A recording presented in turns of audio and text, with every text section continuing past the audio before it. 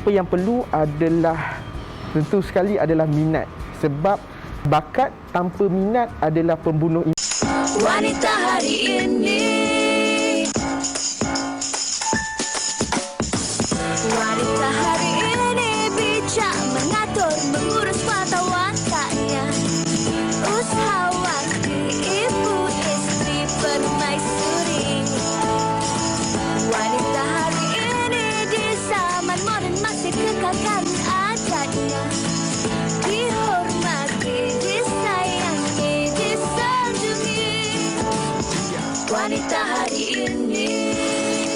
Assalamualaikum, salam sejahtera, selamat berhujung minggu kepada anda semua penonton Wanita Hari Ini TV3, siaran 9 Oktober 2021. 9 Oktober, hari ini Hari Sukan Negara, Farid. Selamat Hari Sukan Negara. Dan kami ingin terus bersama-sama meraihkan Hari Sukan Negara untuk terus kekal aktif, terus kekal sihat, dan mungkin itu juga adalah sebahagian daripada aktiviti para penonton di hujung minggu, mungkin pagi tadi, mungkin di sebelah petang nanti dan sebagainya. Tapi apa-apa pun jam 12.30 hari ini, terima kasih kerana bersama dengan kami, kerana mengisi ruang tengah hari anda untuk bersama kami di Wanita Hari Ini Ekstra untuk hari Sabtu ini, yang kita tampil dengan lebih santai dan juga pengisian yang bakal memberi inspirasi kepada anda. Kita pun kebetulan baju sama tema, berbunga-bunga hari ini ya. Hujung minggu. Okey, baik. Apa yang berlaku pada hari semalam, hari yang bersejarah sekali buat Malaysia kerana berlakunya pra-pelancaran keluarga Malaysia dirasmikan oleh Perdana Menteri Datuk Seri Ismail Sabri Yaakob. Menekankan 3 konsep, keterangkuman, kebersamaan, kesyukuran. Dan keutamaan Kerajaan Keluarga Malaysia adalah untuk memerangi kemelut kesihatan dan ekonomi tanpa memandang siapa yang ditimpa musibah. Baik, pra-pelancaran ini merupakan suatu permulaan yang cukup baik untuk kita masyarakat Malaysia terus memahami apakah yang kita maksudkan sebagai keluarga Malaysia. Setiap orang mempunyai interpretasi mereka masing-masing, Hawa. Ya, betul. Dan semalam Perdana Menteri pun umumkan adanya skuad keluarga Malaysia ini, dan antara langkah ataupun inisiatif pertama yang awal-awal ni kita nak buat ni adalah untuk membantu rakyat Malaysia yang memerlukan. Ada kalanya kan kita sendiri susah, tengok orang lain lagi susah, kita bantukan. Betapa pemurahnya rakyat Malaysia ni. Alhamdulillah. Baik, Hawa, di hujung minggu ni sebenarnya saya selalu apabila berbual bersama dengan ibu bapa, keluarga dan sebagainya, apa agaknya kita nak buat hujung minggu ni? Apa inspirasi, apa ilham yang kita ingin cari? Tapi saya kira sebenarnya antara ilham yang ramai orang tidak menyedari adalah contengan juga adalah merupakan salah satu ilham. Betul. Kalau saya dulu, Fahrin, dalam kelas sambil pensyarah menerangkan sesi pembelajaran tu, saya suka melukis. Bukan tak tumpukan perhatian tau. Lagi saya melukis, lagi saya boleh fokus. Awak bukan yang buat atas meja tu, lukis atas meja. Tak atas kertas tau. Tak buat vandalism. Untuk terus menjadikan topik hari ini, kita hari ini menarik apa kata, kita saksikan TikTok pilihan ini terlebih dahulu. Tapi aku takut menyakitimu, dan kini aku jauh darimu. Ada yang hilang dari hatiku.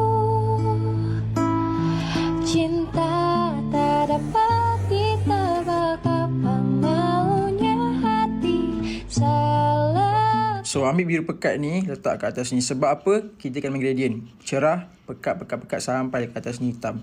So start sini dah boleh campur hitam dah sampai ke atas sana. Last kali campur warna hitam atas ni.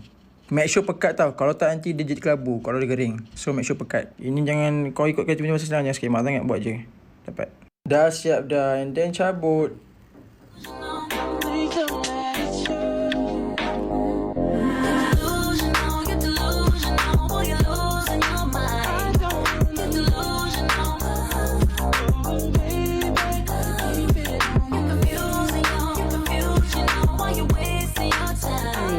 Bagi saya kan, orang yang pandai melukis ni penyabar orangnya. Bukan saja kreatif tapi penyabar, nak tunggu siap, tambah-tambah kalau lukisan tu besar. Betul. Tapi apa yang pasti mereka yang berbakat. Tapi apabila kita melihat contengan ataupun lukisan ini, sebenarnya itu juga adalah sebahagian daripada interpretasi dan juga ekspresi jiwa seseorang yang mungkin kita rasakan kadang-kadang kita tak perasan kita mempunyai bakat dan kita cuba meluahkan sesuatu, tetapi bagi mereka yang mempunyai bakat dan kreativiti ini, ternyata mereka adalah insan-insan yang terpilih. betul. Betul. Mungkin ada dalam kalangan anda ibu bapa, anak-anak ni suka menconteng, suka melukis. Sebelum nak marah mereka conteng merata tu, pastikan tengok apa yang mereka lukiskan tu. Mana tahu itu minatnya. Kerana ada kanak-kanak ni minat lukis bulan lah. Tantang minatnya dalam bidang astronomi. Okey. Mana tahu kan? Baik, kepada anda yang terus bersama dengan kami, sekiranya ada sebarang perkongsian, pendapat atau mungkin pertanyaan kepada panel-panel kami nanti, jangan lupa untuk kongsikan soalan, komen anda itu di Facebook kami Wanita Hari Ini TV3 dan juga Instagram kami WHI TV3. Kita nak berehat dulu seketika, kembali lagi selepas ini bersama saya dan Fahrin. Conteng. Conteng Wanita hari ini. Wanita hari ini. Lukisan adalah salah satu bentuk seni yang boleh dijadikan sebagai terapi dan ada juga yang menjadikan ianya sebagai sumber pendapatan. Tahukah anda, anak yang suka menconteng dinding dan melukis sebenarnya adalah anak yang bijak dan cerdas. Menconteng dinding adalah salah satu cara untuk mereka mengekspresikan diri. Di Malaysia, terdapat pelbagai jenis seni jalanan atau lebih dikenali sebagai mural. Pada tanggal 10 Ogos 2020, bagi menghargai jasa wirausaha dalam membantras pandemik COVID-19, mural gegasi 3 hero negara telah dilukis. Mural wajah yang di-Pertuan Agong, Al-Sultan Abdullah Riayatuddin, Al-Mustafa Billah Shah dan Tan Sri Dr. Nur Hisham Abdullah merupakan hasil tangan anak muda kelahiran Terengganu. Selain itu, laman seni Seksyen 7 Shah Alam merupakan zon kreatif yang diwujudkan dengan menggunakan lukisan mural 3 dimensi. Penang Street Mural dan Street Art juga adalah salah satu daya tarikan pelancong. Terdapat juga karikatur yang diperbuat dari besi pada dinding bangunan yang sangat menarik di sekitar Georgetown. Di samping itu, tahukah anda pada tahun lepas, seorang artis terkenal, Francisco Copparole, telah menghasilkan lukisan doodle yang terbesar di dunia. Lukisan yang dihasilkan hanya mengambil masa selama 5 hari untuk disiapkan. Ternyata Hawa, conteng bukan sebarang conteng. Betul. Kerana daripada sebuah contengan menjadi sebuah lukisan dan menjadi sebuah karya yang cukup bernilai, Hawa. Betul. Kita bersama 3 orang tetamu yang cukup kreatif hari ini untuk berkongsikan pengalaman dan juga inspirasi mereka kepada kita semua. Antaranya ialah Nurul Afiqah Nur Ramli dari Johor. Kita juga bersama dengan Nasuha Ibrahim dari Cyberjaya dan dari Kuantan Pahang. Kita menjemput Muhammad Al-Hafiz Abdul Aziz. Apa khabar ketiga-tiganya? Baik. Okey. Alhamdulillah. Baik, ketiga-tiganya lebih mesra dengan panggilan Fika, Nas dan juga Al. Betul Okey. Baik, di hujung-hujung minggu ni tak ada melukis di mana-mana ke? Tak keluar ke apa ke? Mungkin kita boleh tanyakan kepada Nas. Oh, hari ini saya ada satu mural nak buat dekat Shah Alam. Yang di mana saya akan melukis pemandangan matahari terbenam. Oh, dekat mana tu? Dekat mana tu, Nas? Itu dekat Shah Alam punya office. I see. Okey. Di pejabat ya. Okey. Dan Fika pula, bila kita lihat di Instagram Fika kan, banyak melukis doodle-doodle tu. Minat tu datang sejak bila tu? Saya minat untuk doodle sejak saya tingkatan 4. Tingkatan 4 lagi. Kenapa doodle ya? Sebab dulu saya mau tu portrait, tapi saya rasa skill saya makin lama makin portrait tu saya rasa susah, jadi saya try buat doodle dan saya rasa passion saya banyak ke doodle.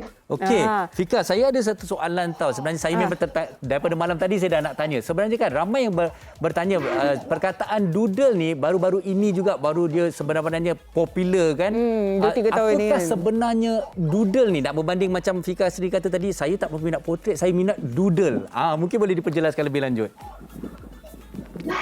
Doodle ni karakter kartun yang banyak, yang penuh satu kertas.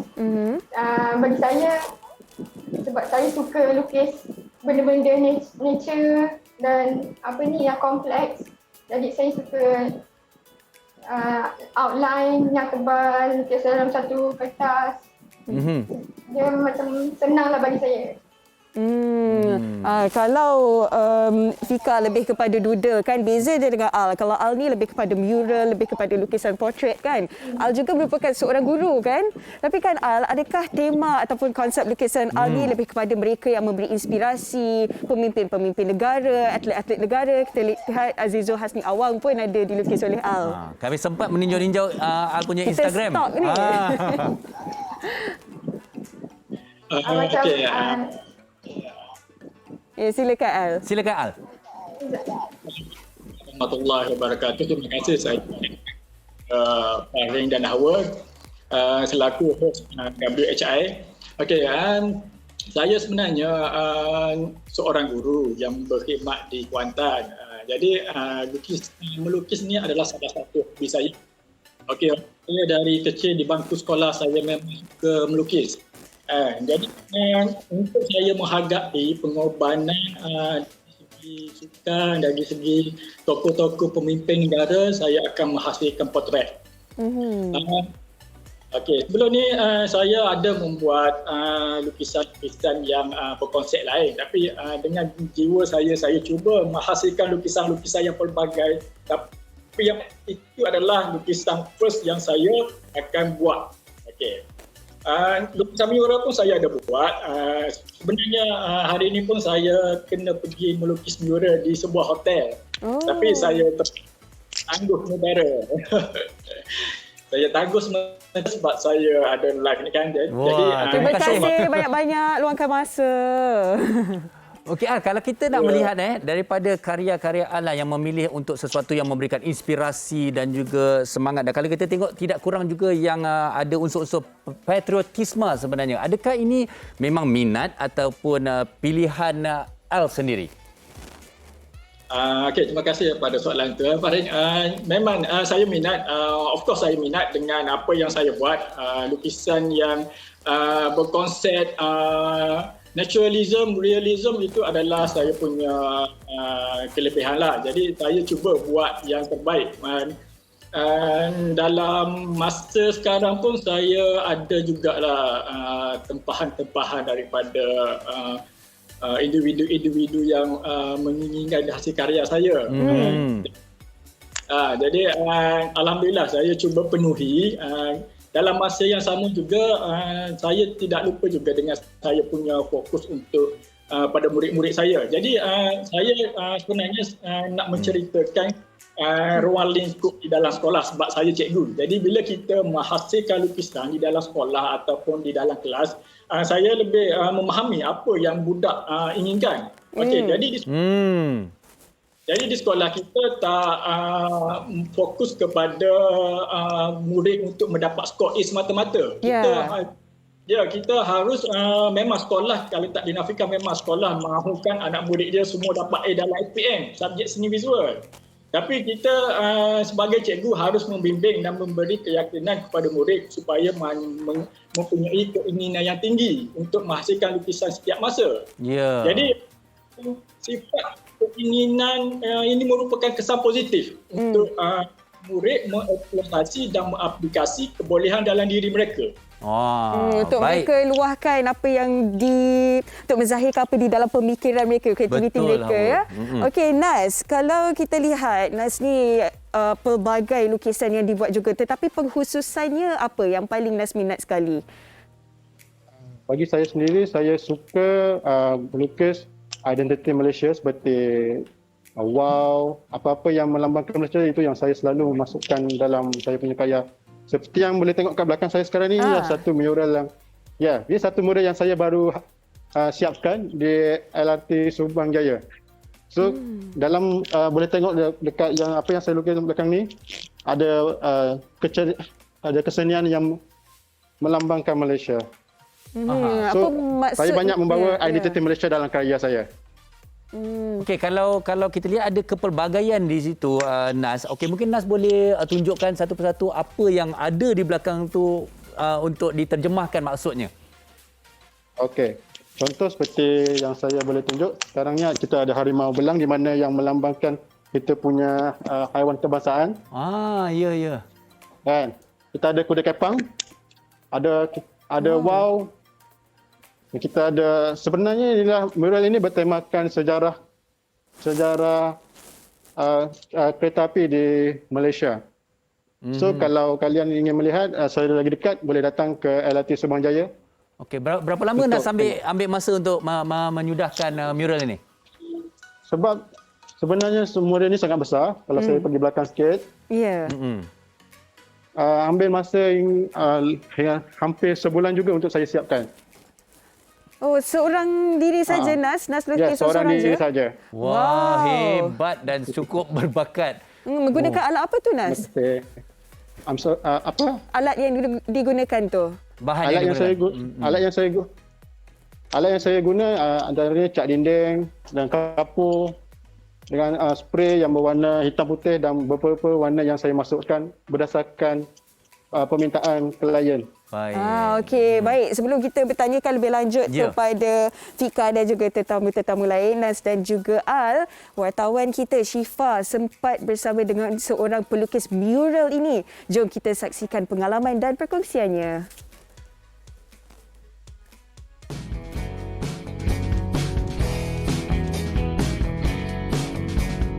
Jika dahulu lukisan dinding seperti mural dan juga graffiti ini sering dianggap sebagai salah satu bentuk vandalism. Namun kini lebih ramai yang telah menghargai karya seni jalanan ini dan juga ianya boleh dijadikan sebagai salah satu sumber pendapatan. Seni mural adalah lukisan yang dibuat di atas permukaan dinding menggunakan cat luaran.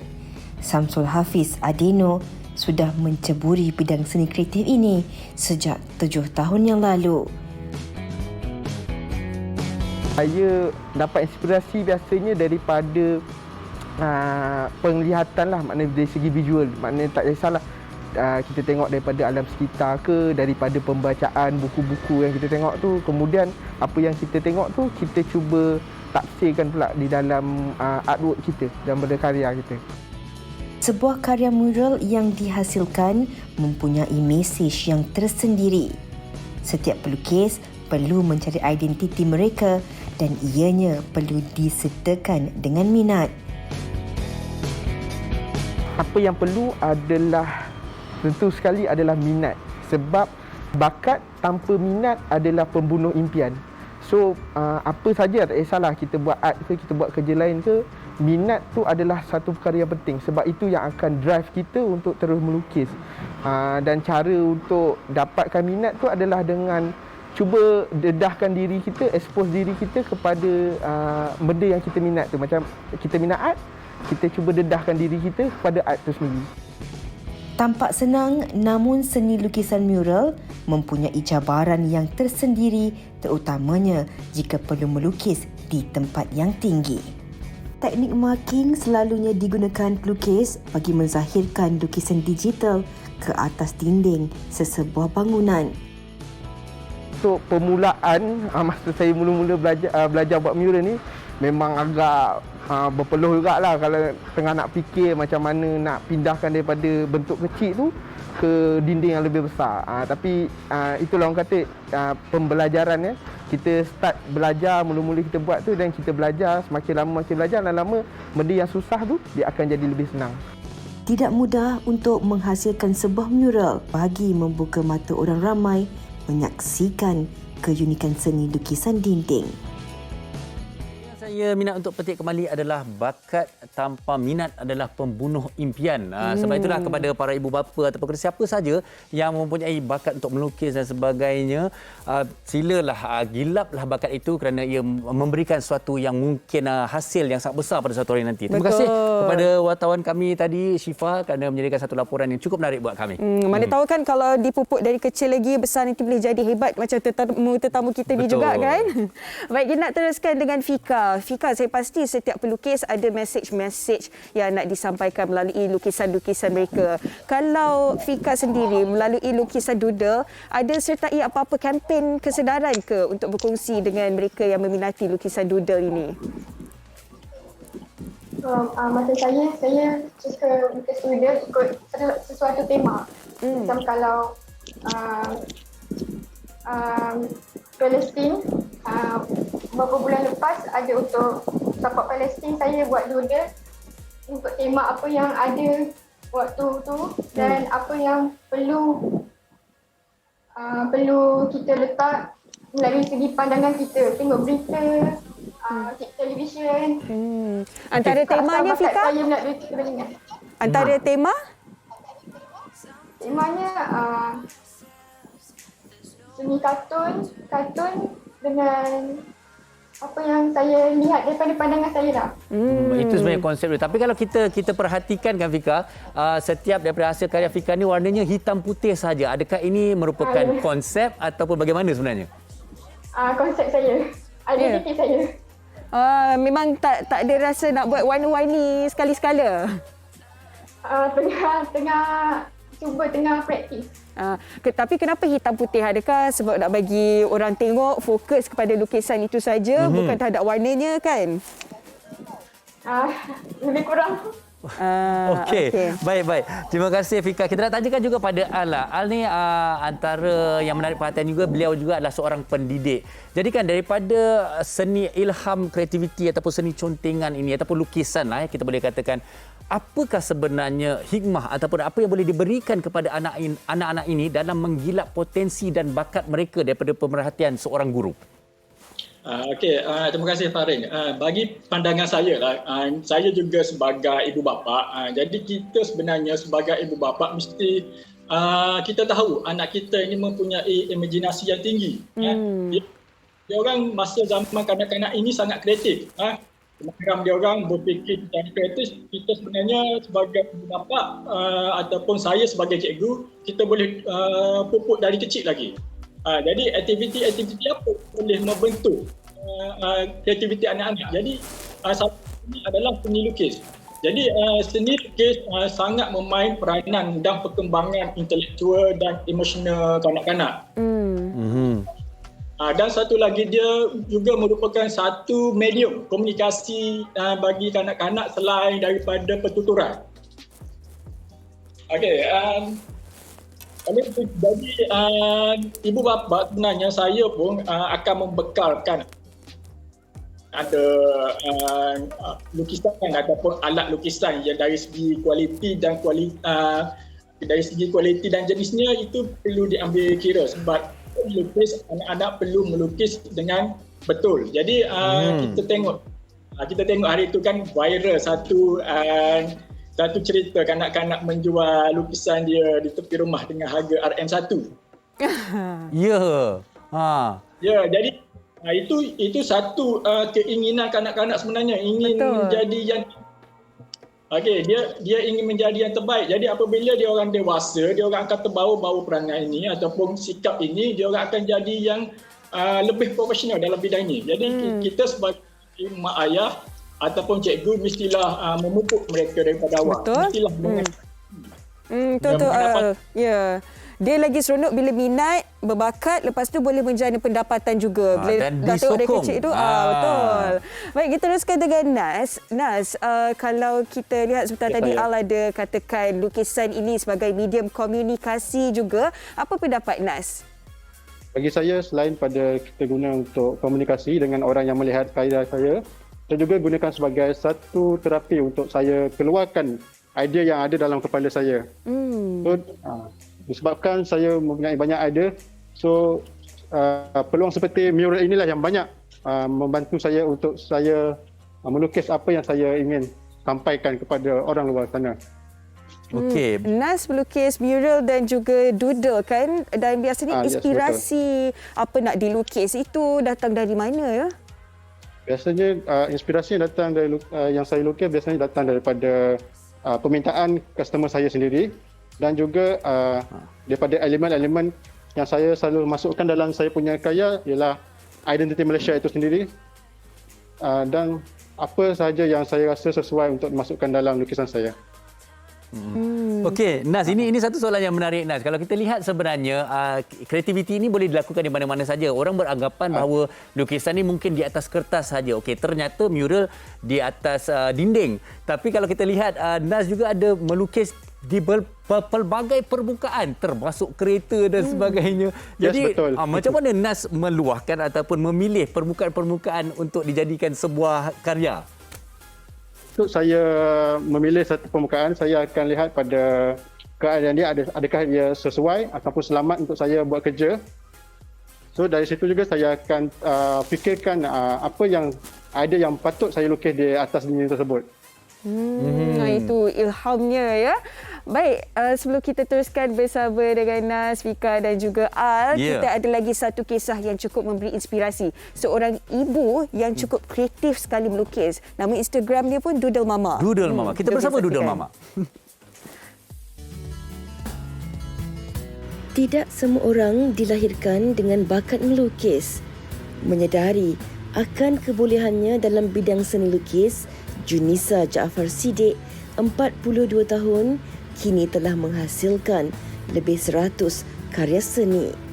Saya minat menghasilkan craft-craft seni seperti doodles dan mengguna watercolour sejak 2016. Awal-awalnya memang untuk sekadar mengisi masa lapang, lepas-lepas balik kerja, nak hilang-hilangkan stres. Itulah sebab saya start membuat doodles ni lah. Tidak hanya tertumpu pada lukisan sahaja, Junisa menjadikan kanvas putih sebagai tempat untuknya bereksperimentasi dan menterjemahkan kreativiti. Konsep-konsep ni pun berbeza bila kita gunakan media yang berbeza. Seperti kalau kalau saya guna untuk zikir art saya macam ni, saya guna acrylic dan kadang-kadang saya guna ini gold leaf, dia macam kertas emas. Jadi dia akan bagi efek yang tertentu lah. Kalau saya guna acrylic, saya guna lebih kepada lukisan abstrak seperti itu. Kalau watercolour dia lebih kepada yang benda yang soft-soft macam bunga ke burung ke flora dan fauna lah. Lukisan pelbagai corak dan bentuk yang dilakar di atas kanvas putih boleh memberikan ketenangan kepada seseorang. Kalau dibuat anda rasa happy, tenang, itu adalah satu terapi. Dan menghasilkan lukisan, menghasilkan craft seni ini memang satu yang membuat saya happy, membuat saya tenang. Lukisan-lukisan ini memerlukan kombinasi warna yang sesuai untuk menjadikan ia kelihatan cantik. Setiap hasil karya yang dibuat pastinya mempunyai motif tersendiri. Begitulah betapa kreatifnya, bukan sahaja nak katakan tentang seorang ibu, tetapi bagaimana kita juga terus menerapkan bakat minat ini kepada anak-anak. Saya teringat satu upload daripada sahabat selebriti saya, Syira Hidul. Dia tak tersangka anak beliau boleh melukis salah satu watak Squid Game di atas permaidani guna tangan je. Memang berbakat tu. Betul. Okey, baik, dan kita ingin kembali bersama dengan Afiqah lah. Kita nak tanya juga tentang Afiqah lah. Afiqah antara yang paling muda di antara kesemua panel-panel kita ni kan. Afiqah sendiri kan sebenarnya dari peringkat awal, bagaimana Afiqah dapat tahu yang saya sebenarnya berbakat? Macam mana boleh mengesan dan terus menggilap tu? Saya suka tengok cara orang lukis, saya suka tengok YouTube cara orang melukis, cara orang mewarna. Saya cuba, waktu tu saya kata 4, saya cuba masuk pertandingan melukis portrait dengan melukis dekat satu shopping mall. Lepas tu saya kalah. Dari situ saya cuba untuk perbaiki mutu lukisan saya. Makin lama saya rasa saya punya bakat tu daripada situ. Ni yang kita kata practice makes perfect ya. Dan ini adalah Instagram Fika, iaitu Fika Ramli. Dan Fika ada menerima tak sebarang tempahan ataupun permintaan dan mungkin karya-karya Fika sendiri ni dijual? Kalau Fahri nak beli ke nanti? Ada. Saya buat dekat atas kotak. Okey, baik, terima kasih. Seterusnya kepada Nas, apa antara kata-kata daripada Nas lah kepada mereka yang menganggap seni lukisan ini ataupun mereka yang melukis ini membazir masa saja? Sebenarnya tidak. Pendapat Nas? Bagi saya, benda ni bergantung pada individu. Kalau kita sendiri yang ada passion, ada minat pada melukis, saya cakap teruskanlah. Try mencari eksplorasi apa yang kita minat, buat sungguh-sungguh. InsyaAllah satu hari nanti apa yang kita akan usaha itu akan menjadi. Okey, baik, dan kongsikan Instagram Nas. Ya, ini Instagram saya. Okey, macam Nasuha_. Baik, terima kasih Nasuha. Okey, baik, terakhir sekali kita bersama dengan Cikgu Al-Hafiz Al. Okey, Al, kita nak sampaikan pesanan akhir kepada para penonton, masyarakat, para ibu bapa khususnya untuk terus menerapkan ataupun menggilap bakat anak-anak dalam kreativiti lukisan ataupun contengan ini. Silakan. Okey, jadi saya menyeru kepada ibu bapa di luar sana supaya menyokong anak-anak yang minat dalam seni visual ini. Kerana kita pasti akan ingin melihat anak-anak kita berjaya dalam apa jua bidang yang kita ceburi. Jadi bidang seni sangat meluas. Dia sangat meluas untuk anak-anak ceburi dan mengaplikasikan apa yang dia boleh buat. Okey, jadi saya sendiri sebenarnya ada kelas tuition untuk kanak-kanak yang berumur 7 hingga 12 tahun. Jadi di situ saya kecenderungan anak-anak untuk melukis sangat tinggi. Kita tak mengharapkan anak-anak tu untuk melukis hari ini lukis esok pandai, tak. Kita mengharapkan lukis mesti ada peningkatan.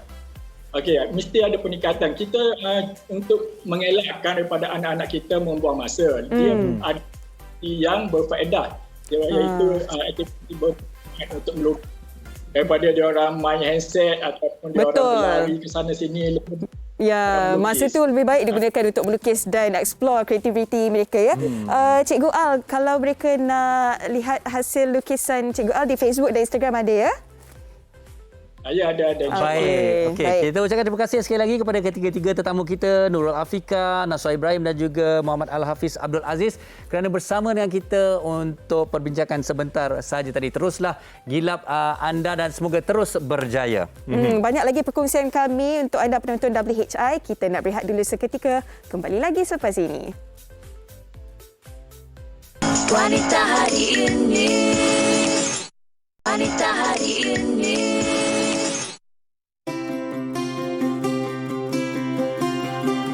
Konsep Malaysia yang diperkenalkan oleh Perdana Menteri kita, dia ialah menyatukan bilangan semua berbagai kaum di Malaysia ini dan fahaman politik juga, sama-sama membantu kerajaan dalam menerangi pandemik COVID-19 ini. Konsep ini menjadi ingatan kepada kita juga bahawa di sebalik perbezaan yang kita ada dalam pelbagai aspek adalah menjadi satu kepentingan untuk kita sentiasa beringat untuk bersatu padu menjadi sebuah keluarga untuk berhadapan masalah ini secara bersama. These slogans from me, I feel like all citizens are one family. So we are no difference whatever race we are. Keluarga Malaysia juga mencerminkan rakyat Malaysia berpegang kepada 5 prinsip rukun negara dan luhur kepada perlembagaan persekutuan. Dengan harapan konsep yang digagaskan ini dapat merealisasikan Perjanjian Malaysia 1963 demi kepentingan rakyat di negeri Sabah dan Sarawak. Itu dia antara perkongsian rakan-rakan ataupun ahli keluarga Malaysia, pemahaman tentang konsep ini dan juga harapan mereka untuk kita memahami lebih lanjut dan mempelajari bagaimana untuk kita menghayati konsep keluarga Malaysia ini. Kita bersama dengan seorang pakar psikologi, Profesor Datin Dr. Mariani Mat Noor. Assalamualaikum, Prof. Ya, Waalaikumsalam, Hawa. Terima kasih, Prof, kerana bersama kami hari ini. Ya, terima kasih kembali. Prof, antara 3 konsep yang disebutkan oleh Perdana Menteri semalam ketika prapelancaran keluarga Malaysia itu ialah keterangkuman, kebersamaan, kesyukuran. Tapi kita ni sebagai rakyat Malaysia, bagaimana untuk kita bukan saja kenal tapi kita nak faham dan lakukan sesuatu supaya ia bukan sekadar konsep je semata-mata. Okey, Hawa, kalau kita lihat pada perkataan keluarga sendiri, katakanlah keluarga dalam satu unit keluarga itu, kita ada ibu, kita ada ayah, kita ada anak-anak, ya, dan kita ada saudara mara yang lain. Jadi bila kita bawa kepada peringkat yang lebih luas iaitu keluarga Malaysia, Bermaksud ini adalah terdiri daripada rakyat-rakyat Malaysia itu sendiri yang terdiri daripada pelbagai kaum. Jadi kemajmukan rakyat kita di Malaysia itu sebenarnya adalah ahli keluarga Malaysia. Jadi bagaimana kita nak amalkan konsep keluarga Malaysia ini, kita harus pastikan bahawa kita boleh menghormati orang lain, tak kira budaya, bangsa, agama dan juga bahasa. Kita juga harus dikatakan memberi pengiktirafan pada orang lain, memberi juga dikatakan laluan untuk mereka bebas, kalau di sini kita kata bebas beragama lah ya. Sebab itu kalau dalam sebarang perayaan kita lihat, kalau hari raya bukan sahaja Islam yang menyambut, tetapi bangsa lain dari agama lain juga memberikan sambutan yang sama. Begitu juga dalam perayaan-perayaan lain. Dan kalau kita lihat Hawa ya, kalau kita lihat sedikit saja ya, kalau kita lihat, kita tidak ada pengangkutan contohnya bas awam, Grab yang dikatakan okey ini untuk orang Melayu, ini untuk orang Cina. Tidak ada ya. Tak ada. Satu bas tu boleh diundi oleh pelbagai kaum. Betul tu Prof. Prof, dari segi anak muda pula sekarang ini dengan era media sosialnya kan, banyak perkara positif, tak kurang juga perkara negatif yang mengganggu keharmonian Malaysia ini. Mungkin sedikit kata-kata nasihat ataupun cara-cara untuk kita menghayati keluarga Malaysia ini melalui penggunaan media sosial ni, Prof?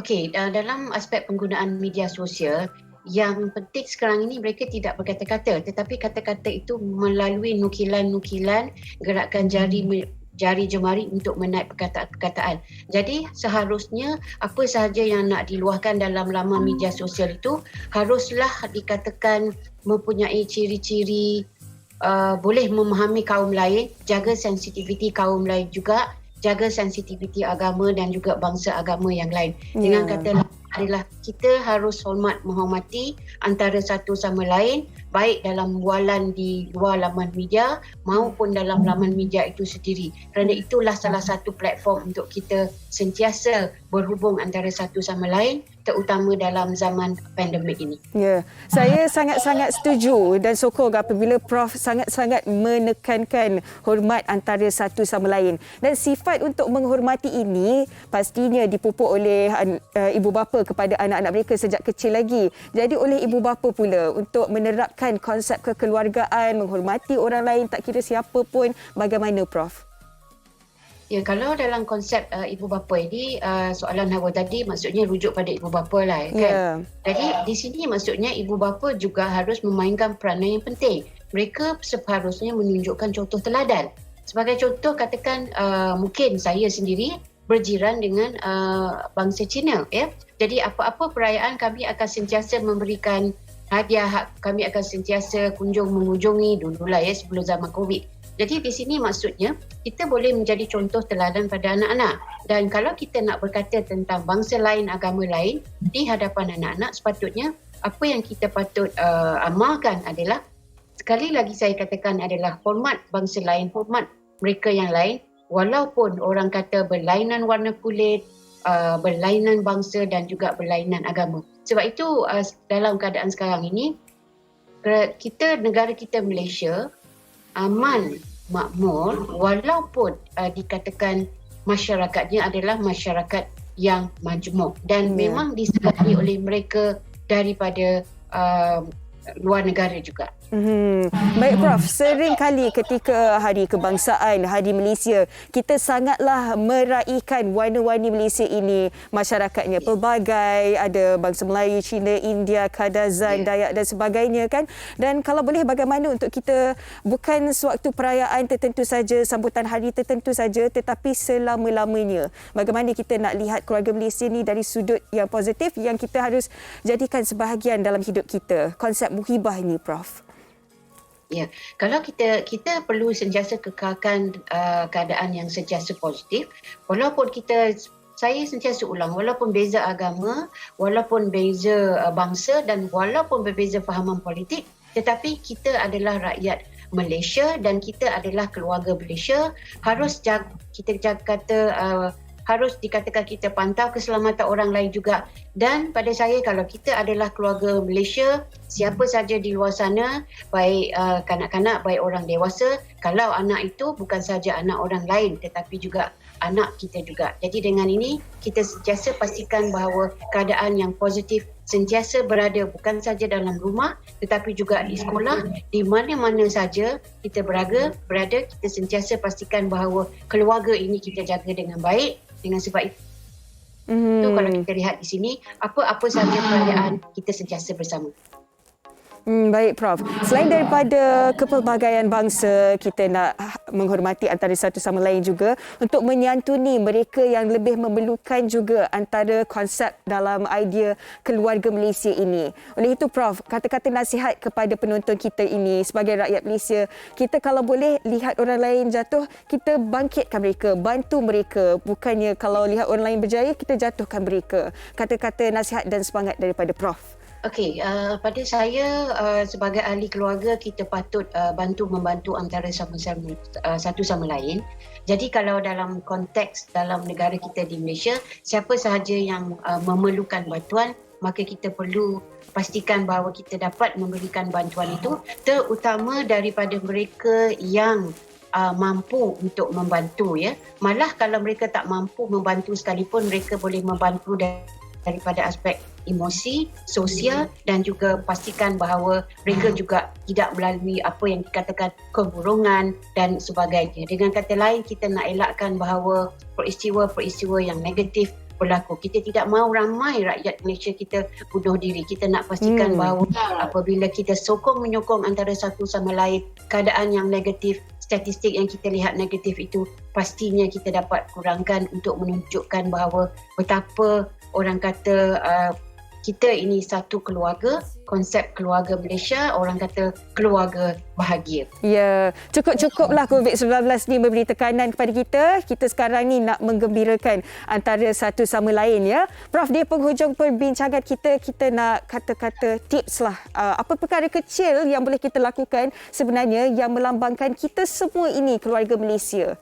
Perkara mudah yang boleh kita lakukan, Prof? Okey, perkara mudah yang kita lakukan adalah apabila kita kata kita dalam, saya ambil contoh yang mudah saja, ya. Kita dalam mana-mana pengangkutan awam, ya. Dalam kenderaan, dalam MRT, dalam LRT. Terutamanya kalau dalam LRT, ya. Kalau kita lihat sesiapa yang dikatakan memerlukan bantuan tetapi dari bangsa yang lain, maka di situlah kita boleh tunjukkan keprihatinan kita sebagai ahli keluarga Malaysia. Jadi kalau itu boleh kita lakukan, saya rasa tidak hairan tempat yang lain yang memerlukan bantuan yang lebih, orang kata lebih penting lagi, mampu dilakukan. Baik, terima kasih banyak-banyak Profesor Datin Dr. Mariani Mat Noor, pakar psikologi, atas perkongsian yang cukup lengkap sekali mengenai keluarga Malaysia ini. Terima kasih Prof, jaga diri. Sama-sama. Assalamualaikum. Waalaikumsalam. Kami ada perkongsian yang cukup menarik sekali ingin dikongsikan kepada anda penonton WHI, tapi sebelum itu jom kita saksikan bingkisan ini. Lebih fokus dan lebih berkredibiliti. Diskusi menyeluruh, merangkumi segala aspek. Analisis yang lebih terperinci, membincangkan isu berkaitan rakyat. Segalanya jelas, penting dan relevan. Kami bincang berita benar. Dan kami bawakan perbualan penuh informasi dengan lebih mendalam. Kami bersedia dan cakna dengan berita terkini. Fokus Pagi bersama Ari Iskandar dan Hawa Rizwana. Bulletin FM. Info terkini dan muzik sepanjang zaman. Bulletin FM, salah satu pembaharuan dan juga transformasi di bawah media Prima Audio, dan ternyata banyak pembaharuan yang dibawakan oleh Bulletin FM, dan saya ingin bersama dengan dua orang yang bersama kita pada hari ini yang telah pun bersedia dalam talian. Kita bersama dengan Izwan Azir dan juga Muaz, dua orang penyampai Bulletin FM. Apa khabar rakan-rakan Hawa? Apa khabar?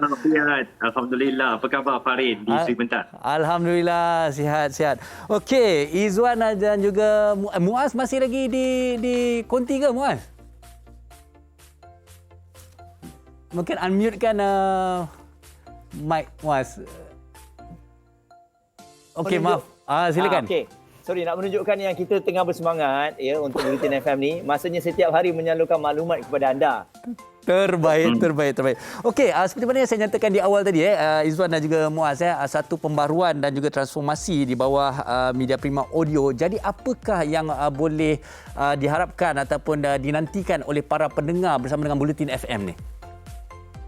Okey, bermula pada 2 Ogos lalu, Farid, kami telah pun menjenamakan semula beberapa saluran radio di bawah Media Prima Audio dan salah satunya adalah Bulletin FM. Dan ini dah masuk 2 bulan Bulletin FM persiaran. Kita sebenarnya membawakan perkembangan terkini kepada pendengar-pendengar kita. Memang konsep radio berita di Malaysia sesuatu yang agak baru, belum lagi terlalu ramai pemain-pemain atau pesaing-pesaingnya, tetapi Bulletin FM sekarang menjadi antara peneraju yang akan terus membawakan berita-berita semasa, perkembangan terkini, termasuk juga isu-isu sosial, isu-isu yang diperkatakan di Twitter, diperkatakan dalam dunia artis, kisah-kisah awak mungkin akan kami bawakan dan dibincangkan, siapa tahu. Dan sejak saya diberikan pasangan saya Muaz untuk menemankan saya pada petang, memang kami rancak membawakan perkembangan-perkembangan ini untuk pengetahuan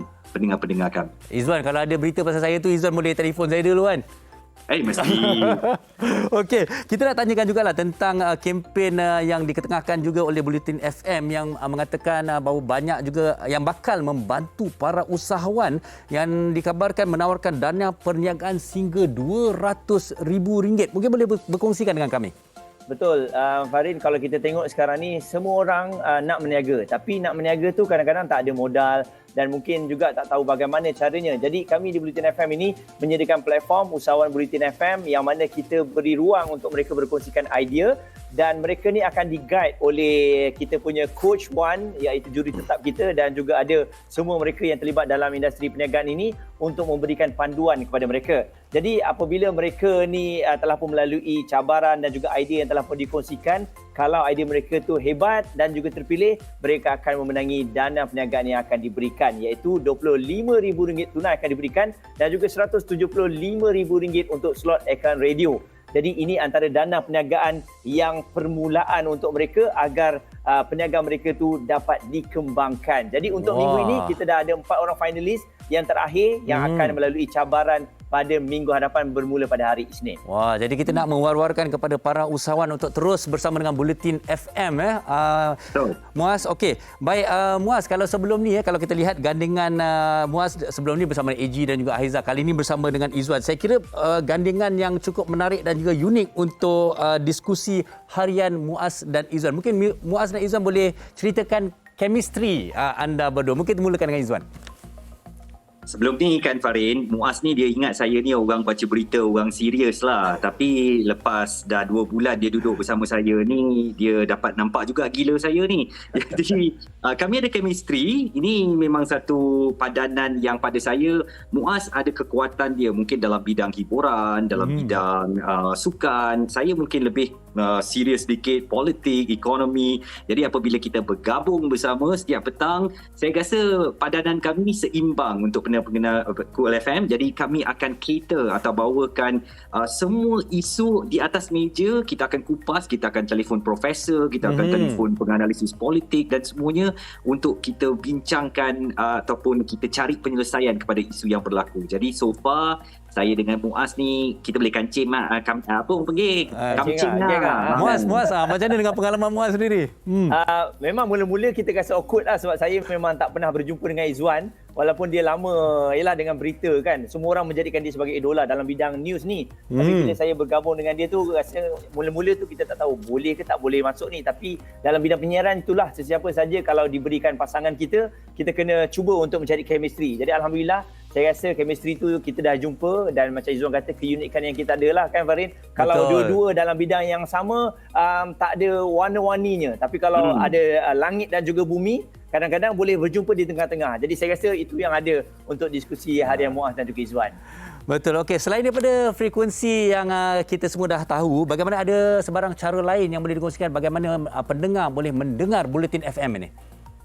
Okey, Bulletin FM bukan sahaja boleh didengari di radio ya, dan di frekuensi yang tersedia, Farin, tetapi juga melalui laman web di bulletinfm.audio, dan sebenarnya saya selalu war-warkan di udara, kalau nak lagi mudah, awak semua install sahaja aplikasi Audio Plus, audio tanda tambah tu, ke telefon pintar anda, dan anda boleh dengarkan kami di mana juga. Saya cakap, Farid, kalau kat bulan pun ada internet kan, dia boleh dengar Bulletin FM.